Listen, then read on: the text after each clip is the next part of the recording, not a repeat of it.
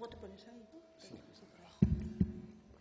Buenas tardes, bienvenidos al Museo Arqueológico Nacional. Continuamos con nuestro ciclo de revisión del nuevo montaje de la exposición permanente por parte de los propios técnicos, del personal técnico del museo. La semana pasada llegamos al límite de nuestra cronología en la revisión de la historia de España, con las salas de Edad Moderna, y hoy, como dice el título, nos vamos a dar un paseo por Egipto, Nubia y Próximo Oriente, de la mano de las dos conservadoras del Departamento de Antigüedades Egipcias y de Próximo Oriente del museo. Por el orden en que van a intervenir, les presento en primer lugar a Esther Pons, conservadora del departamento desde 1990, si no recuerdo mal, 92, desde 2001, antes ayudante y luego conservadora desde 2001, efectivamente. Bueno, pues aparte de numerosas publicaciones y participación en congresos y demás, ha trabajado en proyectos internacionales como el proyecto Champollion y desde hace ya varios años participa en la excavación del yacimiento de Osirrinco. Y, por otra parte, a Mari Carmen Pérez Díez, que es la directora, la jefa, conservadora jefe del Departamento de Antigüedades Egipcias y que, bueno, pues como bromeábamos ahora, es toda una vida en el museo, ¿no?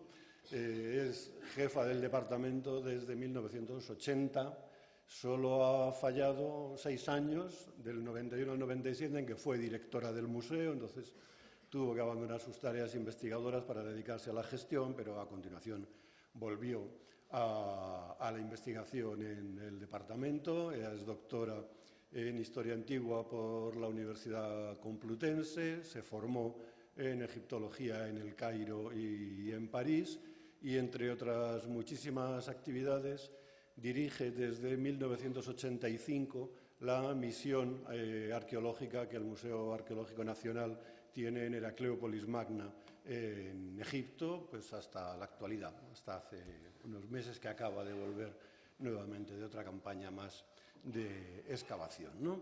Y sin más, por mi parte, les dejo en sus manos.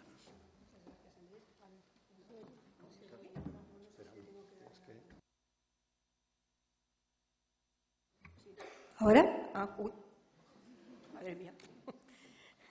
Muchas gracias, buenas tardes, muchas gracias a todos por estar aquí. Y bueno, tal y como ha sido la presentación, vamos a dar la conferencia en 2 partes. Primero, yo me voy a centrar en los almacenes del museo, en el lugar donde se guardan aquellas piezas que no se exponen en las salas permanentes del museo y que vosotros no podéis ver o que ustedes no pueden ver, cómo estaban antes los almacenes de que se hiciera la gran remodelación del museo, cómo están ahora, qué tipo de trabajo se ha llevado con las piezas, cómo se han tratado, cómo se han embalado, cómo hemos hecho los inventarios, las fotografías, etcétera, y luego hablaré de las salas permanentes de Oriente Próximo. Ya mi compañera Carmen Pérez Díez pues ya les hablará de las salas de Egipto y de Nubia, de las salas permanentes. Bueno, esto... Como todos ustedes saben, pues la remodelación total del museo llevó consigo también la remodelación de los almacenes del museo. Es verdad que 40 años atrás podían parecer un tanto punteros, pero ya ven pues, que ahora ya habían pasado de moda y que además no era lo más adecuado para las piezas. El Departamento de Antigüedades Egipcias y Oriente Próximo tiene alrededor de 15.000 piezas, de las que se exponen poco más de 700. El resto de las 14.000 y pico están en los almacenes.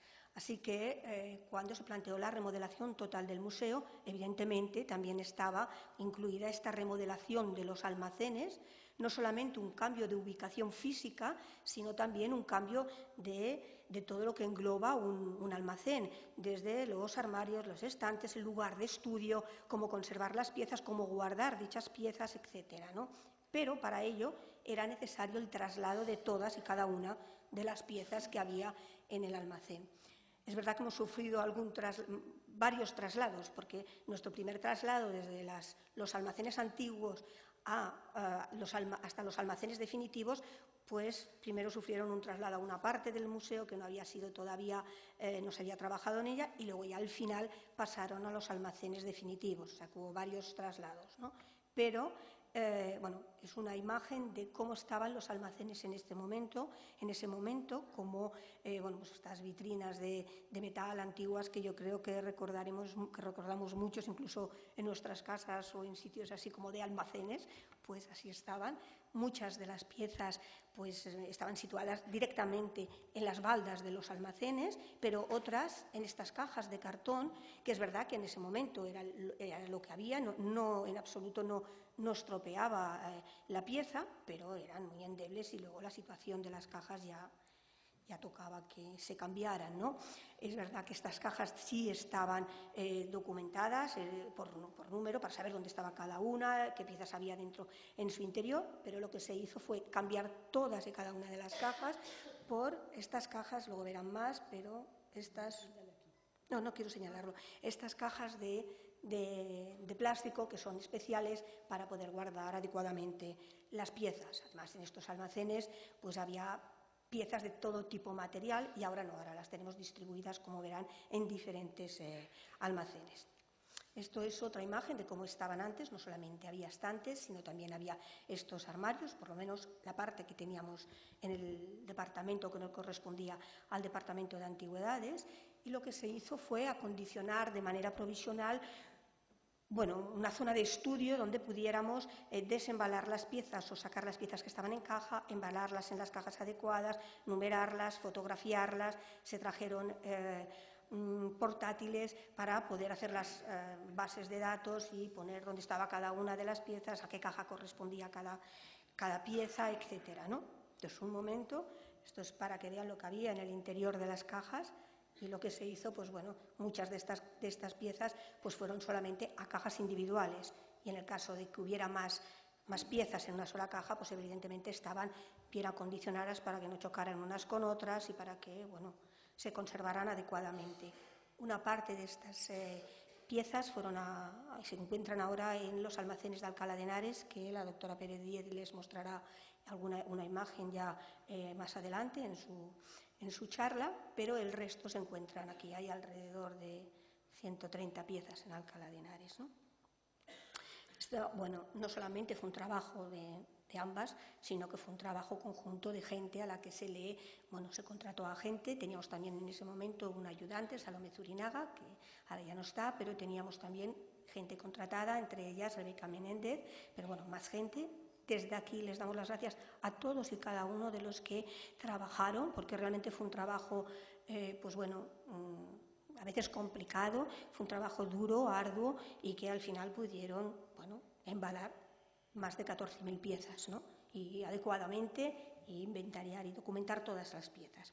Bueno, la mayoría de piezas es verdad que tenían un número de inventario, pero también este cambio nos sirvió para inventariar aquellas piezas que no lo estaban y documentar todas. Ahora ya sabemos que tiene todo el departamento de Egipto. Ya ven, bueno, es un poco rudimentario, pero pudimos acondicionar una zona para trabajar en ellas. Las piezas los objetos fueron guardados en estas cajas de plástico, que luego las verán mejor, pero en estas cajas de plástico se acondicionó, se amuebló el interior de las cajas para que las piezas estuvieran mejor resguardadas. Y en el caso de las piezas pequeñas, por ejemplo, amuletos, useptis, escarabeos, pues lo que se hizo fue con unas planchas, este tipo de material, Porexpan, que nunca me acuerdo cómo se llama, de Porexpan, lo que se hizo, no es la palabra más correcta, pero se hicieron una especie de camitas para cada uno de los objetos, que luego verán, se les puso un número de inventario a cada uno, en las bolsitas donde fueron las piezas, y además, por orden, evidentemente. De esta manera es muy fácil localizar la pieza. Antes las teníamos en cajas. Es verdad que teníamos los escarabeos juntos, teníamos los amuletos juntos por el tipo de amuletos, pero tenías que buscar ese amuleto en la caja. Ahora sabemos exactamente dónde está. Esto es una muestra, son useptis pequeños. Y esto, una muestra de cómo están los amuletos por el tipo de amuletos. Sí, y son, pues en este caso, pues de Bes, una Bulla, de Anubis, bueno, cómo está cada uno de ellos y por su orden. Hemos puesto diferentes planchas, así depende de la profundidad de la caja, y hemos puesto una encima de otra. Por eso os he puesto esta imagen, porque bueno, esta plancha va encima de esta pieza. Bueno, una vez terminado la caja, ya no cabía más piezas, evidentemente, se tapaba con esta o se tapa con esta plancha también del mismo material, con este agujero para poder sacarlas con facilidad, y tapamos la caja y ponemos encima este directorio con la foto de cada una de las piezas que va dentro y el número de inventario y desde luego el número de caja. Tenemos una base de datos donde consta dónde se encuentra cada una de las cajas, evidentemente. Es una manera muy fácil de encontrarlas y que además se conserven adecuadamente. Bueno, tenemos 3 tipos de almacenes. Por un lado, compactus. En la zona de compactus se encuentran los sótanos del museo y bueno, guardamos sobre todo las piezas más pesadas. Al principio, gran parte de estas cajas fueron guardadas aquí, hasta que terminaron de hacer los almacenes definitivos, ¿no? Bueno, esto es compactus y estos son los almacenes actuales. Conservan, bueno, más o menos tienen el 80% de las piezas que tenemos en los almacenes, están en este almacén, tanto de Nubia como de Egipto como de Oriente Próximo, y bueno, ya ven el cambio con respecto al anterior almacén. Son nuevos los armarios, estos son armarios pegados a la pared, en este caso son exentos, que además son dobles, de doble puerta, pero por el otro lado, por la parte anversa, también hay una doble puerta, hay 20 armarios y 34 en los laterales a lo largo de la sala. Es una zona, bueno, pues bastante buena para trabajar. Tenemos luz artificial, pero también tenemos luz natural. Es muy cómoda. Y también tenemos una zona de trabajo, bueno, estas mesas, donde bueno, solamente nos podemos poner a trabajar, sino que aquí embalamos y desembalamos piezas cuando van a exposiciones temporales, ¿no? Hay un ordenador conectado a la red, tenemos teléfonos, aquí es como si fuera un despacho, nuestro despacho, pero en almacenes para que se pueda trabajar con tranquilidad en los almacenes. Bueno, esto es un detalle, es por donde nos entra la luz natural. Tenemos planeros también. Y este es el interior de los armarios, donde se guardan las cajas que antes habéis visto, bueno, con el número de caja, las piezas que hay en el interior.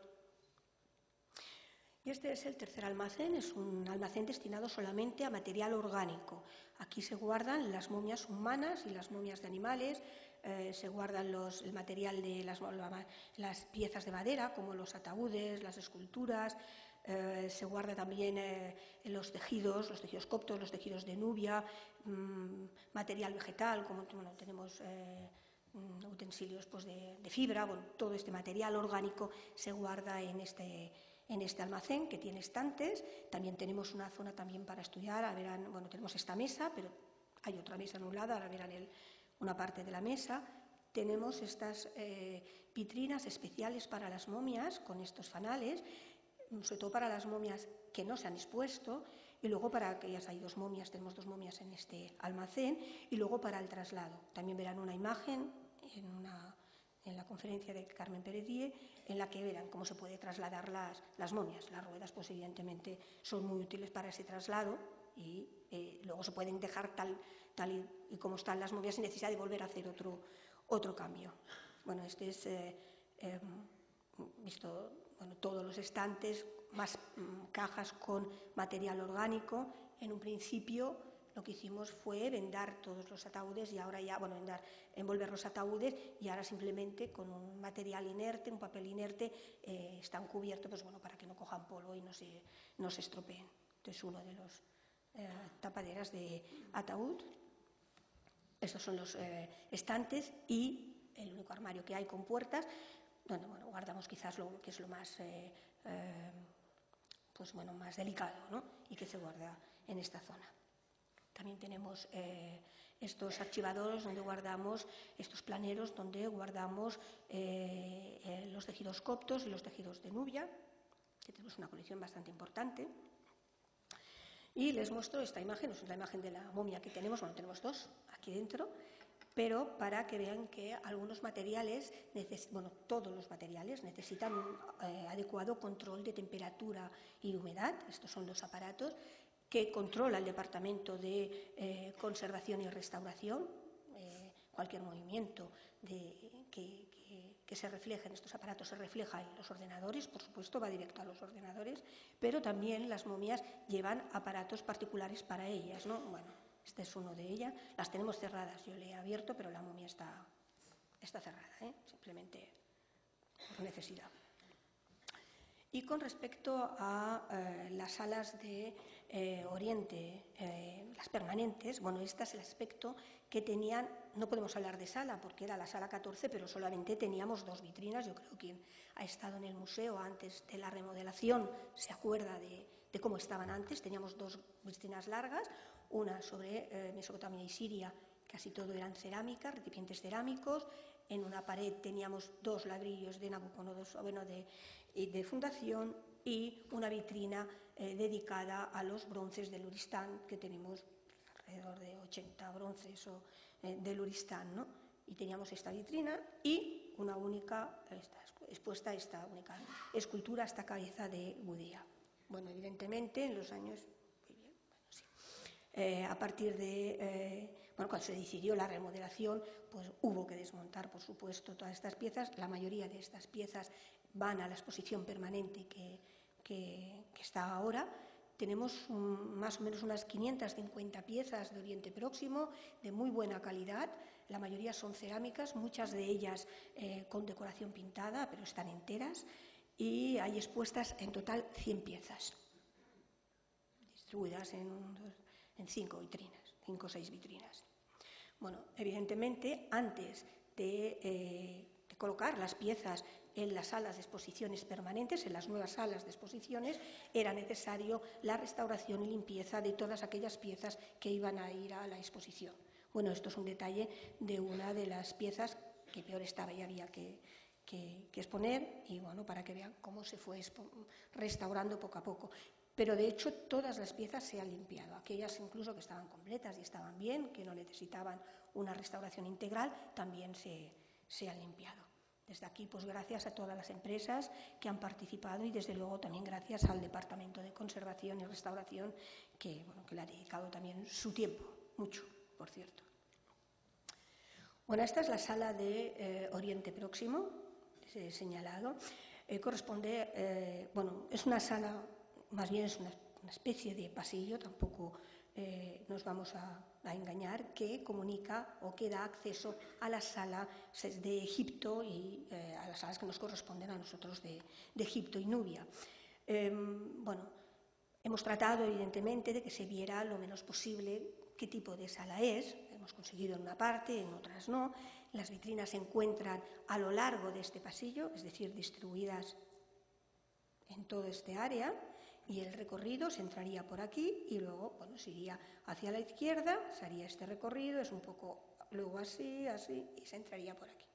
Este es el recorrido que se ha podido hacer o el más factible que se ha podido hacer. Ya digo que hay 100 piezas solo expuestas y que evidentemente lo que hemos expuesto o el hilo conductor que hemos seguido ha estado supeditado a las piezas. Nosotros, aunque tengamos muchos recipientes cerámicos, tenemos los bronces del Uristán, pues carecemos de otro tipo de piezas, o tenemos muy pocas esculturas, por supuesto no tenemos joyería, en fin, una serie de piezas que nosotros no tenemos, así como en Egipto sí, pues en Oriente Próximo no lo tenemos, ¿no?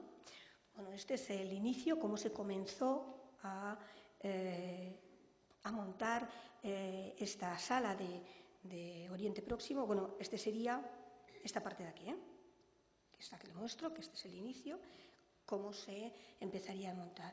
Bueno, antes que nada, en nombre de las dos, por supuesto, quisiéramos dar las gracias al doctor Joaquín Córdoba de la Universidad Autónoma por su ayuda incondicional, por las veces que le hemos llamado, que le hemos molestado, sobre todo para que nos ayudase a hacer este cuadro cronológico que era, Egipto es solo un país, pero Oriente Próximo son muchos, coetáneos con muchísimos reyes y que además en estos últimos años se han añadido más países de los que antes había o que nosotros entendíamos tradicionalmente como Oriente Próximo. incluido pues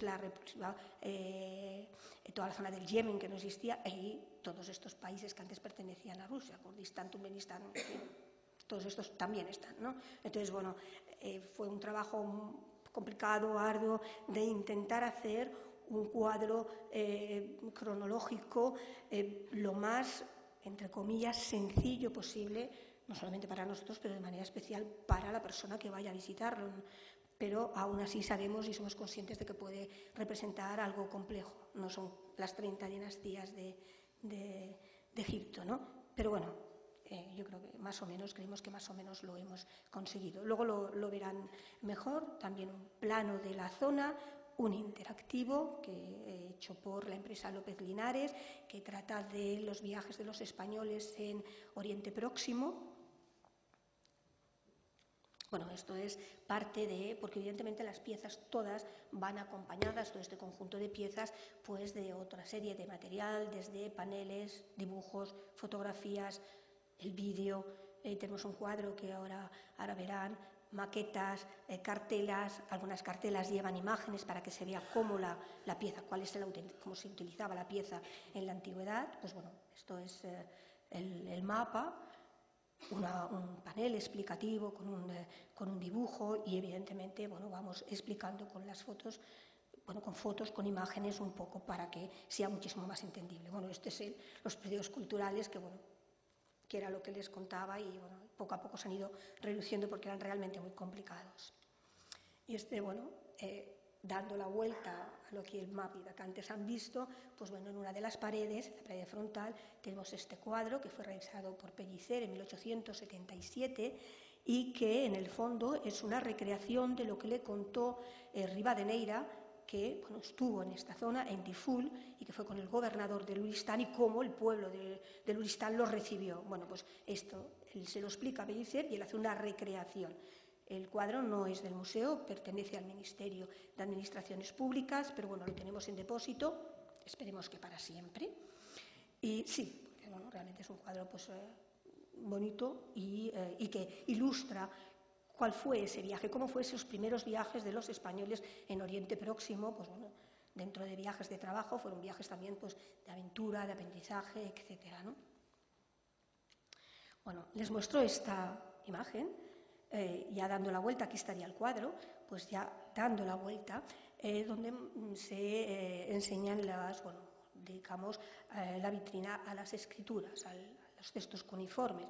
Cómo se empezó a montar la vitrina y luego poco a poco. Es verdad que, nosotros lo que hacíamos primero hacerlo en papel, luego poníamos material, por spam, que es que nunca me acuerdo el nombre, o simplemente con cartón para ver cómo podían quedar las piezas. Aún así, cuando luego poníamos las piezas de verdad, hacíamos cambios, porque no es lo mismo poner simplemente una cerámica que no es redonda, evidentemente, en un cartón, que luego poner la cerámica realmente o poner la pieza. Así que luego se hubo cambios.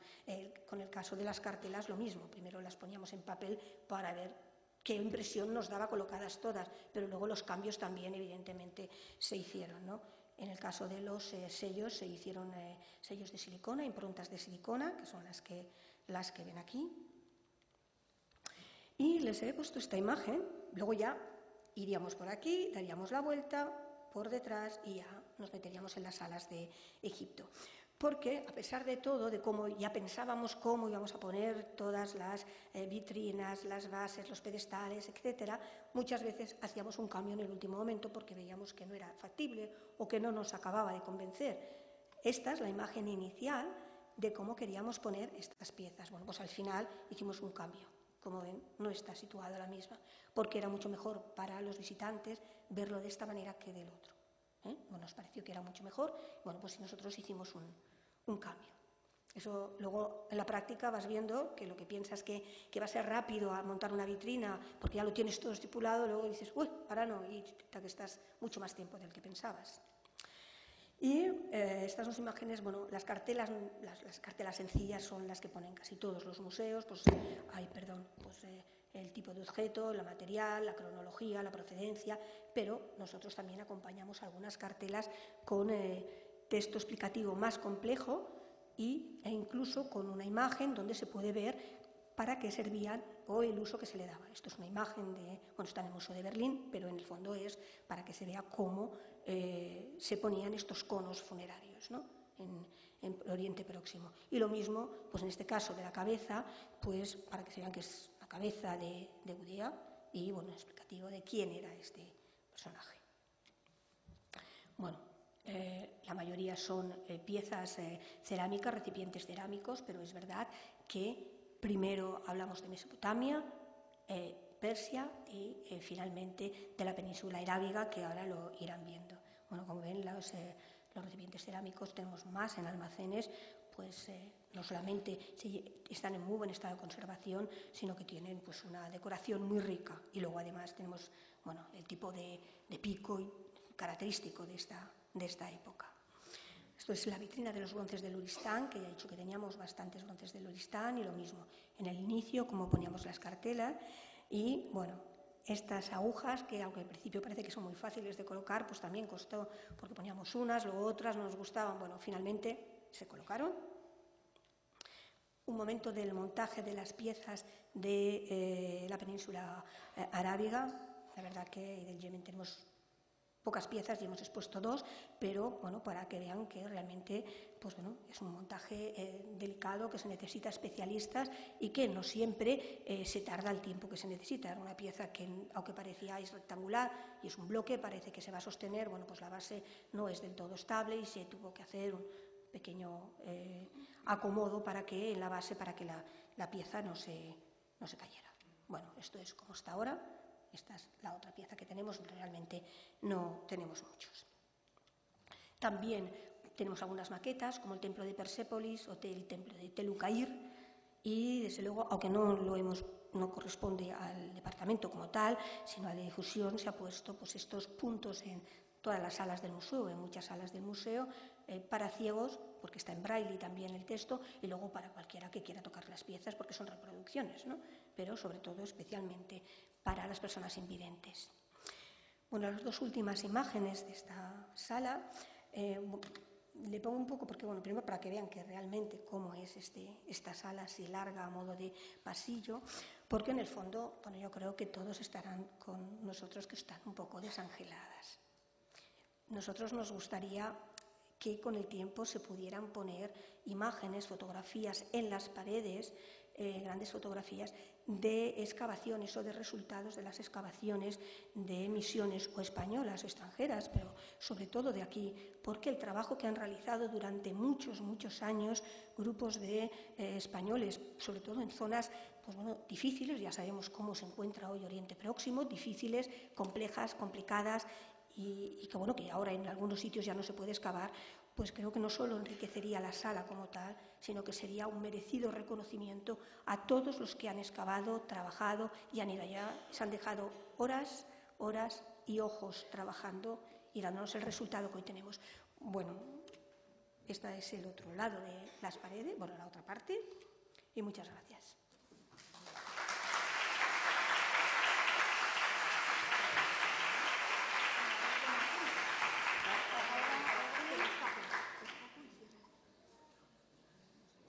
¿Te lo doy a ti?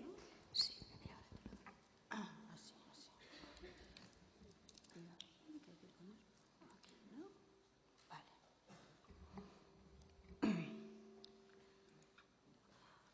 Bueno, buenas tardes. Como ha dicho mi compañera Esther Pons, muchas gracias por estar aquí. Nos hemos repartido la conferencia en 2 partes.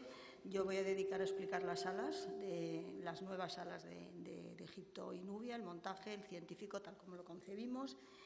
Y, en primer lugar, recordarles a los que visitaron el museo desde hace tiempo que como estaban en 1900, anterior a la reforma actual, la parte de arriba, estas salas se montaron en 1980, yo acababa de sacar la oposición y entonces con el profesor Almagro de director, la verdad es que yo tuve el privilegio de poderlas montar, es decir, he podido montar 2 veces salas en el museo, lo cual quiere decir que ya soy muy mayor, pero estoy muy contenta. Y luego abajo, que se ve, es la entrada al museo y es donde estaban situadas las antiguas salas de Egipto.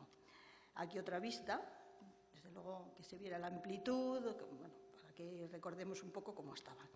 Evidentemente, cuando se empezó a hacer el nuevo montaje, lo primero que tuvimos que hacer fue desmontar todas las vitrinas, sacar todas las piezas, porque en realidad estas piezas casi todas iban a ir al montaje nuevo, porque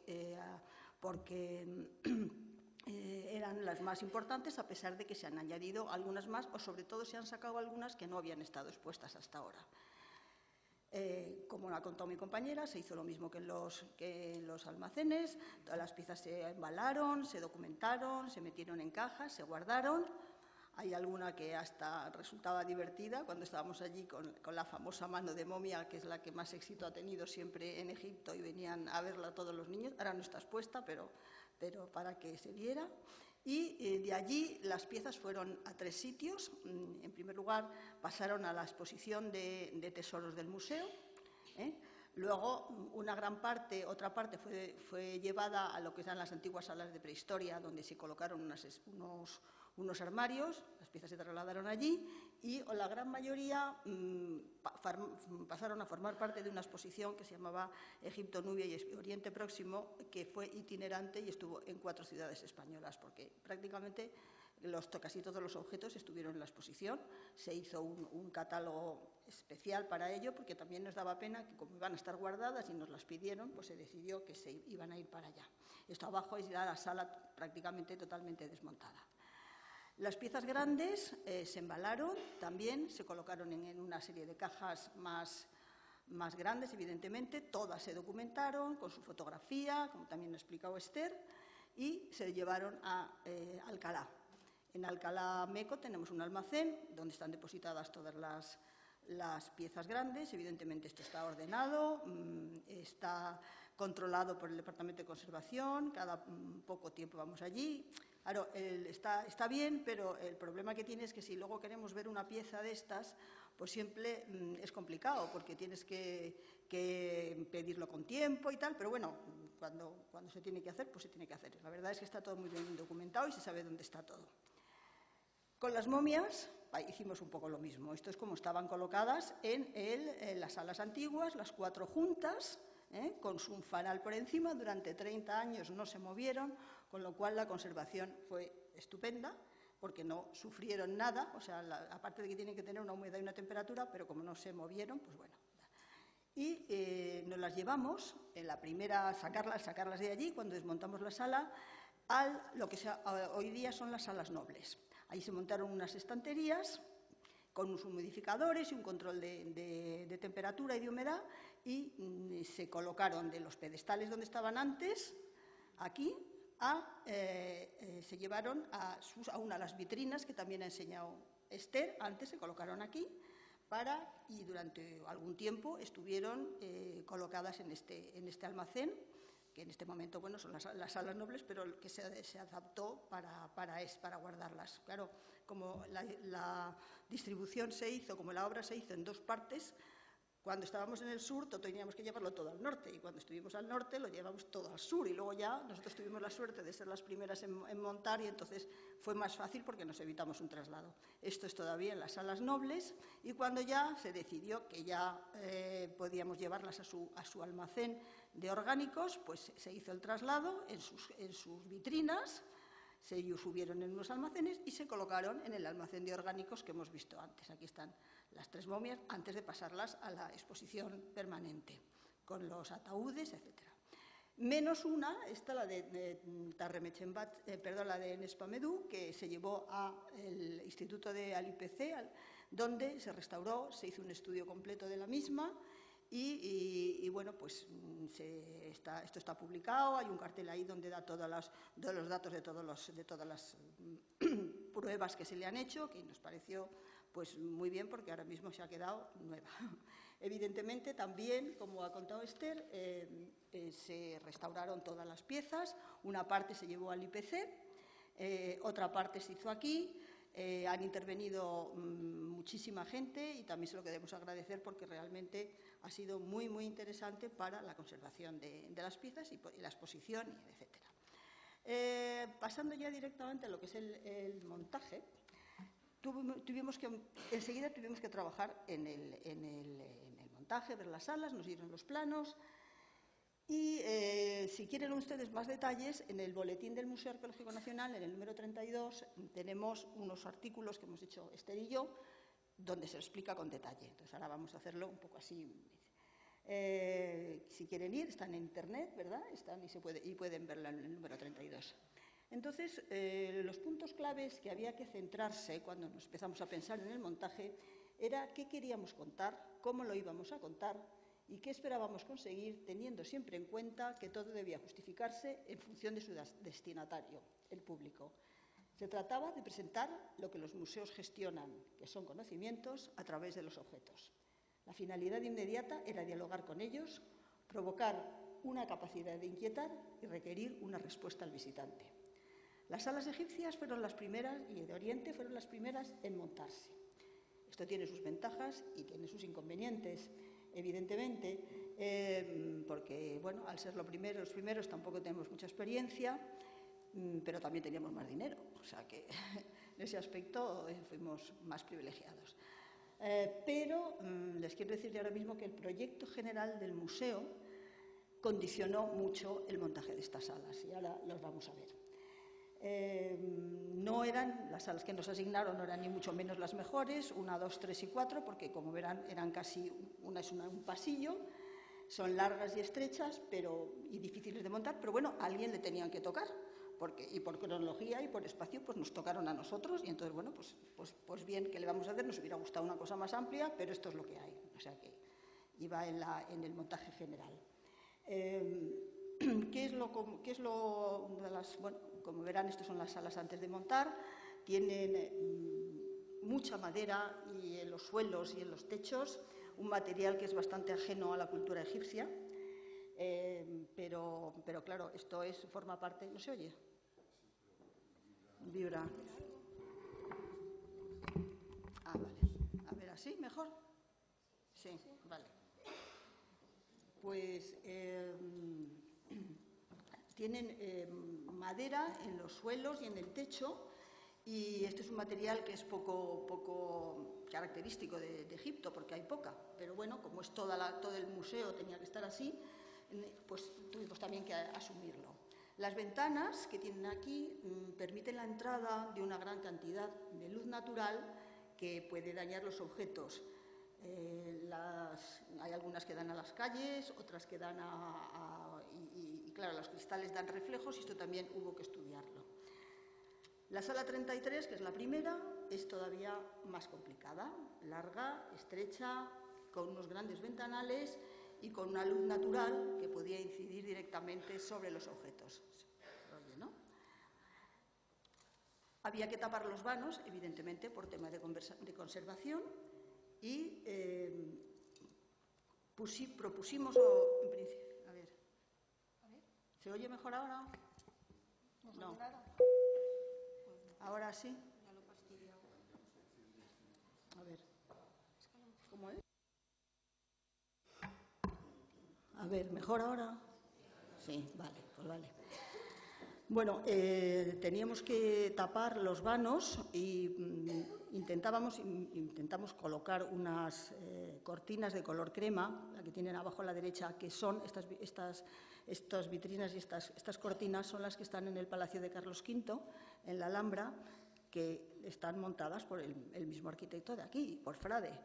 Entonces decíamos, vamos a ponerlas igual, pero como, insisto, todo el resto del museo tenía las cortinas negras, pues no pudimos hacerlo. De todas maneras, se podían haber puesto por dentro, pero bueno, ya era para que vean arriba cómo incide la luz natural y cómo tuvimos que taparla. De esta manera decidimos integrar la arquitectura del museo en el discurso científico. Era lo más adecuado, aunque también hay que decir que hemos echado en falta espacios más amplios que permitiesen una circulación más fácil. El problema se agravó al no contar con una sala dedicada concreta para exponer las antigüedades nubias, una de las colecciones más importantes procedentes de las excavaciones españolas en esta zona geográfica. No era posible exponerlas aisladamente, pero tampoco era posible no exhibirlas, por lo que decidimos incluir las dos en el tema del discurso general, unidas por algo común, el río Nilo. De ahí el título de la exposición, El Nilo, Egipto y Nubia.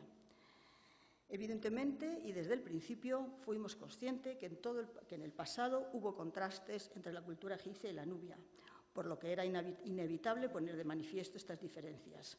Pero también en la antigüedad hubo similitudes y puntos de contacto y de unión entre ambas que debían quedar claramente definidos en la exposición. Y mediante una colocación y una presentación adecuada de las piezas se podría ofrecer un diálogo formal, un coloquio comprensible entre la cultura material egipcia y la nubia, conservando cada una su individualidad. Los mapas, una introducción histórica y una cronología comparada permitirían la comprensión del discurso.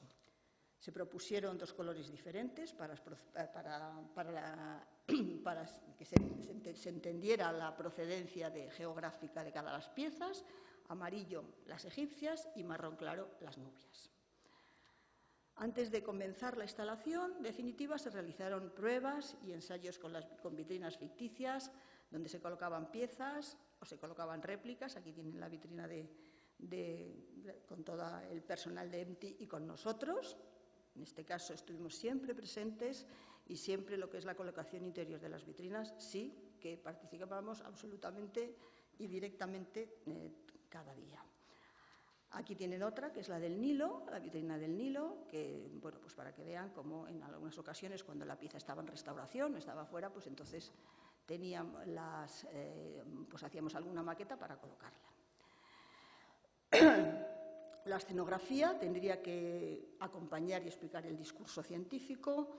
Los recursos museográficos consistieron especialmente en fotos que explican el contexto del hallazgo, dibujos lineales, acuarelas, la gran acuarela del Nilo, o dibujos comparativos de las piezas. Esto es, por ejemplo, un fragmento que está expuesto en la sala, procedente de Heracleópolis, donde se ve un porteador de ofrendas, debajo una inscripción.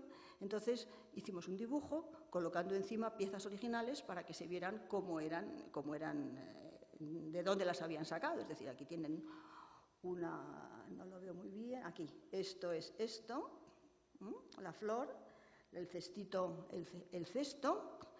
Bueno, continúa un dibujo al lado, una vasija, y luego el pato que traen aquí, pues está colocado aquí. O, por ejemplo, los conos funerarios, porque los conos siempre, si los ves así en la mano y están descontextualizados, pues no entiendes cómo eran, ¿no? Hicimos un dibujo para que se viera la tumba y dónde estaban colocados. Eran los sellos de propiedad, la marca de la tumba, y entonces están colocados detrás de la vitrina para que se ha estudiado mucho la pieza, pero al mismo tiempo también contextualizarla, que creemos que era lo más importante. ¿Me he pasado? Ah, no. A ver. Creo que.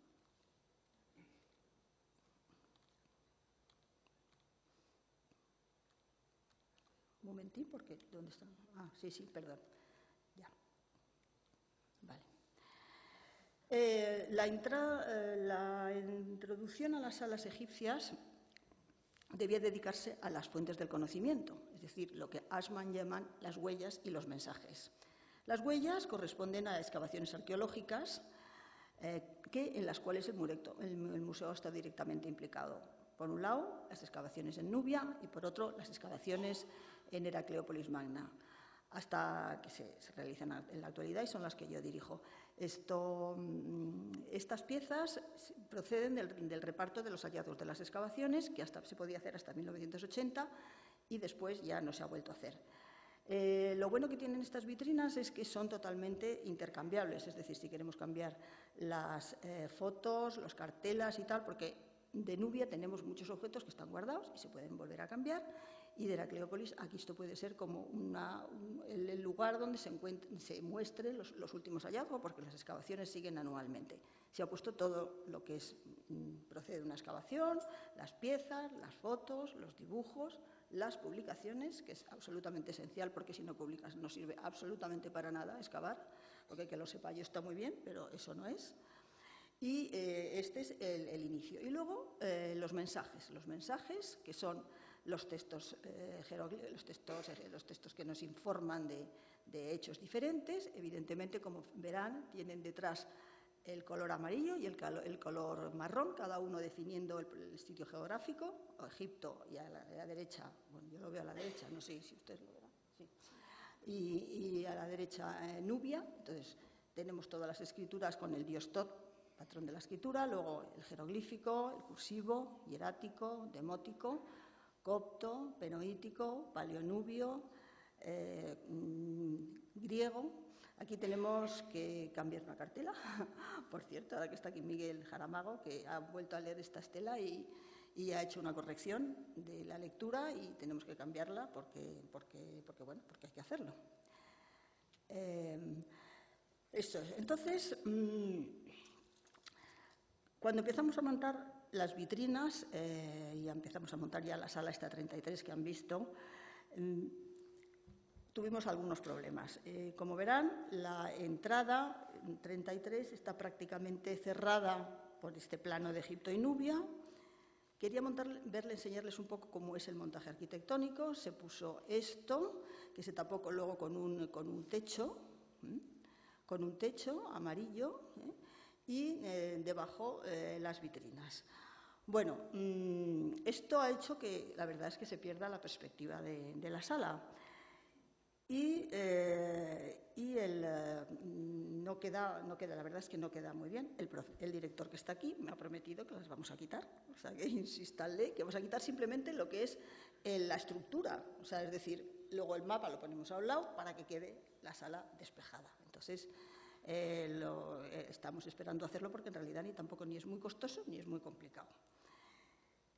Aquí está, ve cómo se ven desde la parte final, para que se vea así desde la entrada, porque es que incluso la gente cuando llega, ve eso tapado y no sabe ni siquiera que está Egipto por ahí. Tienen que preguntar y tienen que entrar. Pero esto es una cosa, es esta la sala, que tiene muy fácil soluciones. Estarnos aquí un fin de semana y ya está. La acuarela está con todo el Nilo, son donde están situadas las ciudades y los principales monumentos, y es una gran acuarela, es preciosa y es una pena que no se vea más. La primera vitrina, la vitrina de debajo, es el Nilo, la flora y la fauna, hemos puesto las piezas por cronología, porque nosotros en cronología pues no tenemos a lo mejor todos los periodos, ni siquiera pues por temas. Ha sido más bien un intento de mostrarles lo que es la cultura egipcia en sus diferentes facetas. Es decir, una barca, bueno, es una barca, pero esto puede, por ejemplo, un relieve puede informar sobre la iconografía, puedes saber la técnica del material de la piedra, las piezas lo bueno que tienen es que tienen muchísimas lecturas y nosotros los conservadores lo que tenemos que hacer es interpretarlas. Claro, podemos exponerlas de una manera o de otra, que a lo mejor a todo el mundo no le gusta, pero tienen que tener un contexto y entonces por eso decidimos hacerlo teniendo en cuenta nuestra colección y lo que queríamos contar. El Nilo se llama así, pues evidentemente una parte dedicada al Nilo. El entorno. Esta primera parte le hemos llamado el entorno, con el Nilo fundamentalmente, y luego los animales que poblaron las riberas, los animales que poblaron el desierto, porque en todo esto es siempre combinando estos dos tipos de piezas con cronología muy distinta, pero como todas cada una tiene sus cartelas, muy fácil de identificar. A continuación, la iconografía de los habitantes de Egipto y de las personas que estaban en los alrededores de Egipto, lo que los egipcios consideraban las cuatro razas de la humanidad: los egipcios, los nubios, los asiáticos y los libios. Entonces se explica cómo estaban, hemos puesto estas dos figuras de lado para que se vea cómo era la ley de la frontalidad egipcia, en fin, personajes, representaciones iconográficas de personas, luego la de los nubios, que son con rasgos negroides. Están colocadas aquí a este otro lado, debajo de este soporte, pero si se quitan a lo mejor podemos moverlas a esta pared y ya seguir adelante con ello. Más adelante se muestran piezas egipcias y nubias relacionadas con la sociedad, la vida cotidiana, los elementos de prestigio, la alimentación, la iluminación, el armamento, las manufacturas y las monedas. Cada cultura individualizada con diferentes colores, pero siempre en un diálogo permanente entre ellas. Esta es la vitrina de Egipto y aquí la de Nubia. Esta es en marrón. Enfrente, las piezas relacionadas con los faraones. La escultura de Nectanebo I, Useptis, escarabeos, estatuas y el cuaternión de Augusto. Y es que la cultura faraónica no fue capaz de organizar para sí misma ninguna otra forma legítima de ordenamiento político que el de la monarquía. Nunca se perfiló otra alternativa. El problema de la legitimidad se planteó con mucha frecuencia, pero no afectó al sistema de la realeza. Es decir, en esta primera sala, que hemos dedicado al entorno y a la sociedad, es un poco, como si dijéramos, lo que es la vida en el Egipto, la vida cotidiana en el Egipto faraónico, la tierra, por llamarla así. La siguiente sala, ya pasamos a la 34, está dedicada al cielo y a los inicios del más allá. Entonces, en primer lugar, los dioses, en primer lugar, las divinidades. En todo el Valle del Nilo, ya lo saben, los dioses existieron, fueron múltiples, y los nombres, sus formas y sus imágenes fueron variadas, pues tenían más que una apariencia. Las divinidades egipcias se encarnaban en las formas que más les convenían, muchas fueron antropomorfas, pero otras se manifestaron con cabeza de animal y cuerpo humano. La combinación de ambos expresaba el carácter humano del dios a través de su parte antropomorfa y su función simbólica mediante la cabeza de animal. Otras se mostraron bajo el aspecto externo de un animal, adoptando sus atributos y transmitiendo su carácter misterioso e insondable. Los animales también fueron momificados. Junto a estas creencias y ceremonias oficiales se documentan aspectos de la piedad personal, la actitud del hombre y de la mujer frente a la divinidad, la devoción personal. Es decir, a las grandes creencias, pues normalmente solamente tenían acceso, solamente participaban de ellas los sacerdotes y las clases altas, pero la gente de que vivía en Egipto también tenía esa sensación, esas creencias en las divinidades, necesitaban apoyarse en ellas. Hay mucho de magia, hay mucho de necesidad de la protección de una divinidad. Entonces, a eso le hemos dedicado esta vitrina. Al final de la parte está dedicada, digamos, al cielo. Se han colocado una vitrina con los dioses de la época grecorromana y una parte dedicada al templo. La última parte de esta sala, la 30 y la 34, empieza ya la vida en el más allá y en el mundo funerario, tanto de los nubios como de los egipcios. Egipcios y nubios lúcidamente constataron que la muerte estaba allí. Era irremediable, temible y nunca ignorada. Una vez reconocido esto, adoptaron una serie de conductas destinadas a luchar contra la muerte, haciendo un esfuerzo desmesurado para preservar a sus muertos de la muerte, conservando sus cuerpos, construyendo tumbas, casas de eternidad y recibiendo el culto funerario apropiado. La tumba tenía dos partes claramente diferenciadas, muchos de ustedes lo saben, la capilla en el exterior, abierta a los familiares, donde se celebraba el culto por los sacerdotes funerarios y tras un hondo pozo se llegaba a la cámara sepulcral subterránea e inaccesible, donde se colocaba el ataúd con el cuerpo del difunto y su ajuar funerario. Aquí tienen un dibujo copiado de una escenografía egipcia. El difunto ya está colocado en su ataúd, en su trineo, y es llevado a la tumba con los sacerdotes haciendo libaciones, la ceremonia de la apertura de la boca y las plañideras. Y desde luego, evidentemente, lo más importante era el difunto. En una de las paredes de la capilla, hemos visto que la capilla es la parte exterior y por eso está en esta sala, en la primera, se juntan aquí todas las antigüedades que pertenecen a lo que es a la parte exterior de la tumba. En una de las escenas, de una de las paredes, se representaba la escena del banquete fúnebre, que era esencial para la continuación de la vida en el más allá. Ante los difuntos se colocan su mesa de ofrendas, están sentados en su mesa de ofrendas y hacia ellos se dirigen los sacerdotes. Aquí arriba está el menú, que es con la lista de alimentos que quieren obtener.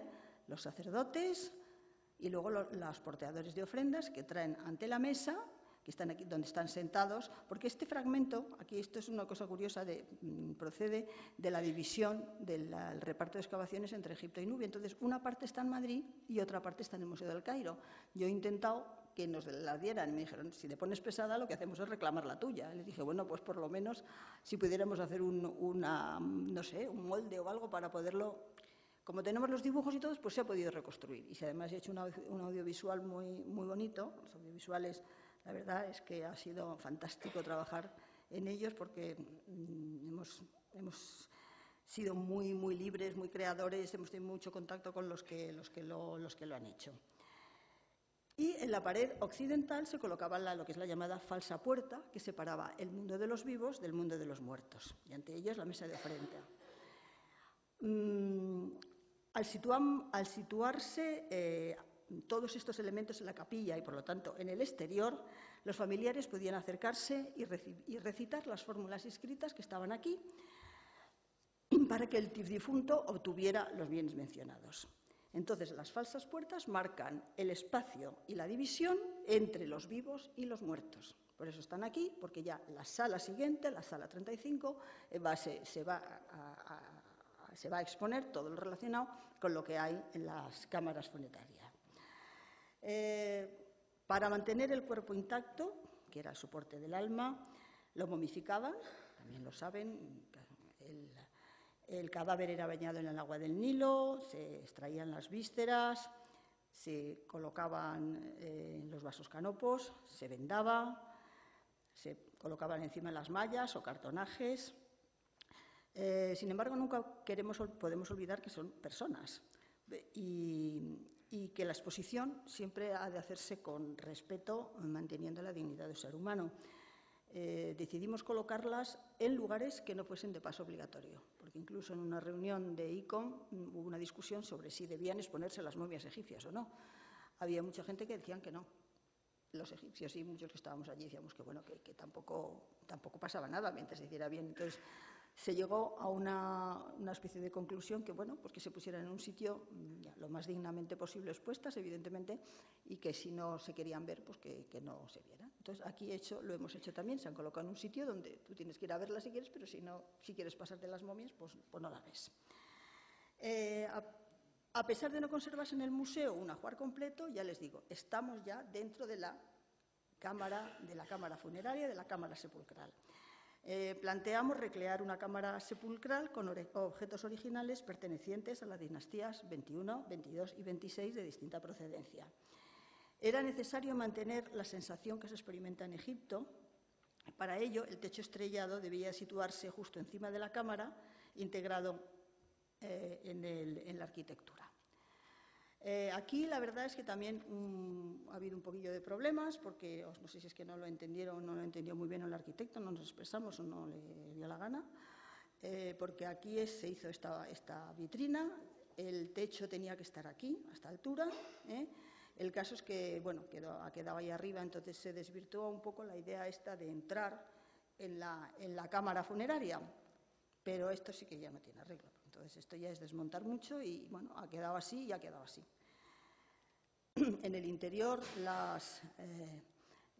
están los vasos canopos, que son de Orecleaples, 22 dinastía, un ataúd de una cantora de Amón y una caja de Eusebtis de distintos propietarios, pero que más o menos tienen una cronología relativamente próxima. Aquí tienen un detalle. Vasos de alabaster, es decir, esto es lo que se podía encontrar dentro de una cámara de funeraria.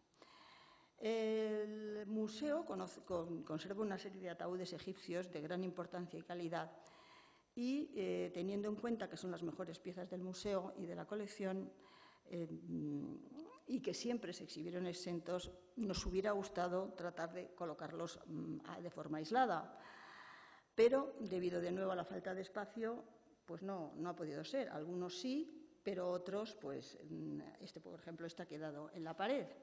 Mire cómo estaban antes, si lo recuerdan. Por ejemplo, el de Tarremech en Bastet, esta es la sala nueva, se exhibió, se colocó encima de esta tarima, que evidentemente corta, no puedes verlo nada más que por un lado. Fíjense, por detrás queda sitio. Si no estuviera la tarima, pues evidentemente se podía rodear, pero es que es otro de los elementos generales del museo y tampoco se podía quitar, porque es lo que atañe a todas las salas. Entonces, bueno, a lo mejor en algún momento se puede hacer un paso, hacer una visita, o no sé si alguien tiene mucho interés, siempre está accesible, pero en realidad, pues no. Y en el resto de las vitrinas se muestran otros objetos que aparecen dentro de las tumbas, las máscaras, las mallas, Useptis, la caja de vísceras, con sus correspondientes textos e imágenes explicativas. Es decir, les recuerdo, primera sala, la tierra, segunda sala, el cielo, tercera sala, el inframundo. Mezclando, en esta última sala solamente hay piezas egipcias, porque lo que es el más allá en Nubia, o sea, las necrópolis están en la sala anterior, porque se dedicó un espacio dedicado solamente a Nubia, dentro de la misma sala, pero ya, eso sí, evidentemente lo que tampoco podíamos hacer es mezclar todo. O sea, Nubia y Egipto, los mismos temas, pero en distintos sitios. La última zona de la sala, de esta última sala, se ha relatado el recorrido del sol, acompañado el difunto durante las 24 horas del día, 12 diurnas y 12 nocturnas, para volver a salir el día. Teníamos suficientes piezas para mostrar el camino a seguir.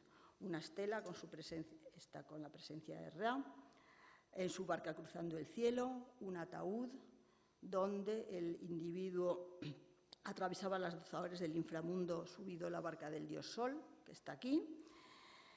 La representación iconográfica de las dos divinidades protagonistas, Osiris, que permanecía en el mundo de los muertos, y Ra, que convertido en un escarabeo Jepri, salía de nuevo el día para recorrer las 12 horas diurnas, completándose entonces el ciclo diario de renovación. Un audiovisual, concretamente explica esta historia de este viaje, lo mismo que los otros, porque todos los audiovisuales están hechos en función de un tema en concreto que está relacionado con las piezas que se van allí. Y entonces, bueno, yo en estos momentos quiero agradecerle a todos los que han trabajado en los audiovisuales, a EMTI y a todo su personal, fundamentalmente a Rodolfo del Valle, a Isabel Olvés, a Joaquín Córdoba, a Víctor Fernández, José Ramón Pérez Acino, a los dibujantes, a los restauradores y a todos los que nos han ayudado. Y para terminar la conferencia, me gustaría hacer una especie si no de resumen, de reflexión, y decirles que mediante el montaje de las nuevas salas egipcias, nubias y del Próximo Oriente, hemos pretendido que el visitante, sea o no científico, viva con nuestras vivencias y experimente la sorpresa y el temblor ante el hallazgo y los descubrimientos, igual que nos ocurre a los arqueólogos cuando desentrañamos una parte de la historia en nuestras excavaciones. Con este proyecto hemos querido rescatar el olvido de los siglos, recuperar el recuerdo de las personas y desearíamos haber cumplido con el objetivo que nos trazamos: partir a la búsqueda del tiempo perdido y llegar a la meta del tiempo recobrado. Muchas gracias.